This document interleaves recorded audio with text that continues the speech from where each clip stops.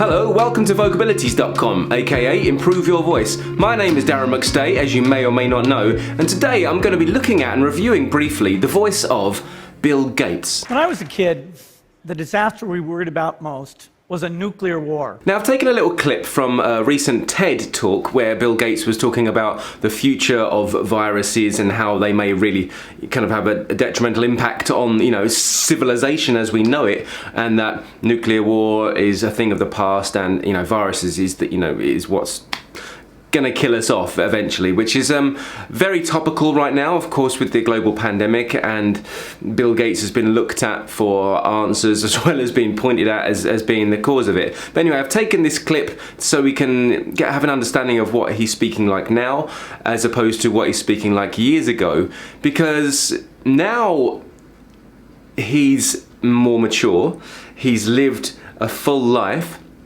He's been in the public eye for a long time, and he's been a speaker publicly, but he's not, a public speaker. He just has to because of his job.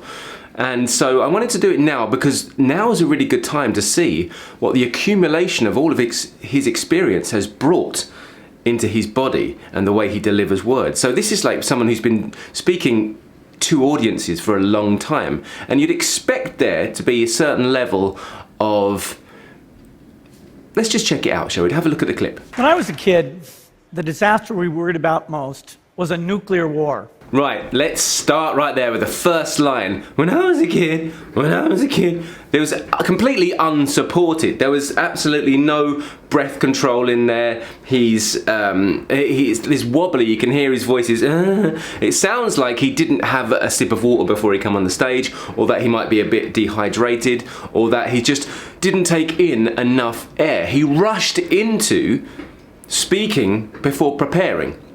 And this is something that happens. You see, I just did it there. I had to swallow before preparing. Now, here's what I should have done just then. He rushed into speaking before preparing. That way I'd made sure I took time to breathe in, and I was ready to say what I was going to say, unlike what he did, and unlike what I did a minute ago. Anyway, no one's perfect. I'd like to highlight where I'm at fault as well, not just other people. But the point is here, there could be a few reasons behind this, and if you're someone who maybe is looking to become a better public speaker, or just speaker in general, preparation is pretty key. There's speakers out there who say that you don't need to prepare, you speak all the time anyway. But if you're getting onto stage, a TED talk, you should be ready. You should be warmed up, you should be limber, you should be articulate, and you should be breathing and like try to remain relaxed, because you have an audience, you have cameras on you, and it captures everything. And the fact that he's unsupported says to me that he's not physically a great speaker. Let's carry on. That's why we had a barrel like this down in our basement, filled with cans of food and water. Fill with gas. You see, there's restriction as well. It's not only that he was unsupported with his breath, it's also there's restriction. Now, an interesting thing, if we look on a little bit, look at him from the side. When the nuclear attack came, we were supposed to go downstairs. Look at his posture. Look at his posture. He's like this. I have to show you for here. He's kind of like, he's hunched over. His neck actually kind of seeps over, and his kind of shoulders have risen up. And that would indicate that he's got a lot of tension in his head, neck and shoulders. And that's going to cause restrictions in the throat, in the larynx, and all around here. And it's most likely that he's breathing very high. That is a clear indicator of why he's A, unsupported with his breath, and B, got all these restrictions, and this because he's kind of bottlenecking. He's sort of creating tension in places that air needs to flow freely from in order to be clear and articulate as a speaker. So the biggest thing about Bill Gates that I can see as someone who's very experienced as a speaker is that he hasn't considered using his instrument as well as he should. He's someone who clearly is quite intellectual, and he's obviously a bit of a genius in our time. He's developed some of the most amazing computers known to man, and he's spent a lot of time at a desk, and it's affected his posture, and that posture has affected the way he speaks. But you would have thought that someone who speaks as often as he does would have put some work into that, but it doesn't look like he has. I think as an intellectual, he might be someone who studied words and rhetoric and the ideas behind influencing people. So his word choices are perfect, are brilliant. He's really good at putting together a script. However, this is about improving your voice, and even though, intellectually you can improve your voice, physically he's not very good. Seriously, he really isn't. He's unsupported, he's got a wobbly voice, it makes him sound insincere and a little bit, to me anyway, it's my opinion, he sounds a little bit insincere and a little bit almost unprepared. It makes me go, do you know what you're talking about? Even though we know he knows what he's talking about. So that's something to be wary of. If you're not breathing properly and deeply and have a posture that allows you to do that naturally, people might see you as being insincere. That's interesting, isn't it? Because when we're relaxed in our body, our posture is kind of right and it's kind of set in a good position, so we do breathe normally and we do speak freely, people don't see any tension and people don't hear any tension, and then people respond to you in a way that indicates trust.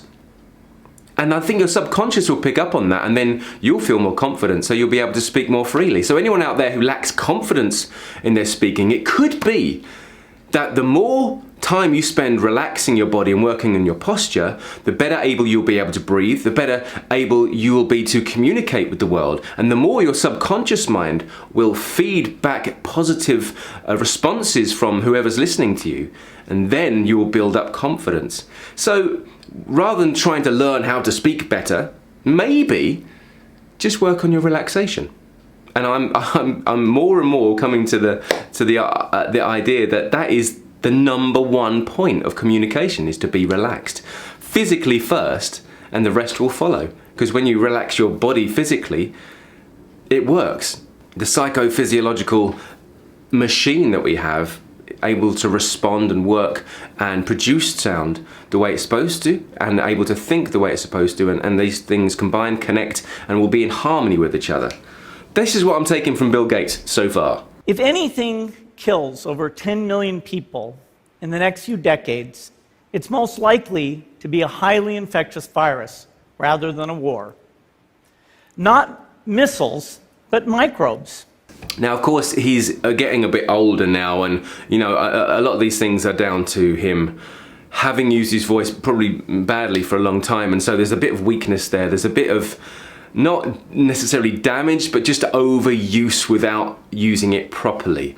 Of course, he's older, but when you hear older people with voices that are just drained and just a bit weary, it's usually because they weren't using it right when they were younger, and it's just worn it out. It's like athletes only have a lifespan of up to maximum 35, and that's some footballers might get to that age if they're lucky, and it's same with the voice. If you're using it a lot, you can only stay at a top level for a certain amount of time. But saying that, male opera singers can go into much older years. Pavarotti was still singing right up until his death. What was he, in his 70s or 80s? And so you can train your voice to be free and fluid and strong and powerful and clear into an old age if you do it right. If you don't wear it out, if you don't try to overdo it all the time, if you have that freedom and that relaxation, you can have longevity too. Now, I know this video sounds like a bit of a diss Bill Gates, but it's not really, because like I said, he's very clever in the way he puts words together. His rhetoric is fantastic. It's just that as an instrument, as someone who wants to help people improve their voice, I think it's vitally important to recognize that we must work on our posture. We must work on our relaxation. Then we can start looking at the technical sides of speaking, because it's not until we have an instrument that's set and ready for us that we can really use it as well as we could. I'm going to leave it there, and I'm not going to get into his accent or anything else, because I don't think it really matters. Actually, what I'm taking from him and what I think is important to share with you, and the reason I'm doing this series, is elements that we can use for ourselves. And this is, if there's one thing I would say, is that even though he's a great speaker, thank you for whoever recommended his voice, he's really needs to work on his instrument. You need to really work on your instrument, and that way you can be a better speaker or a singer. And that is me for today. I'm sorry that it's not been too much about him, but it's not about him, it's about you, and I'm here to help you. I'm here to help you improve your voice. Anyway, this is vocabilities.com, aka Improve Your Voice. My name is Darren McStay, and until the next time, look after your voice.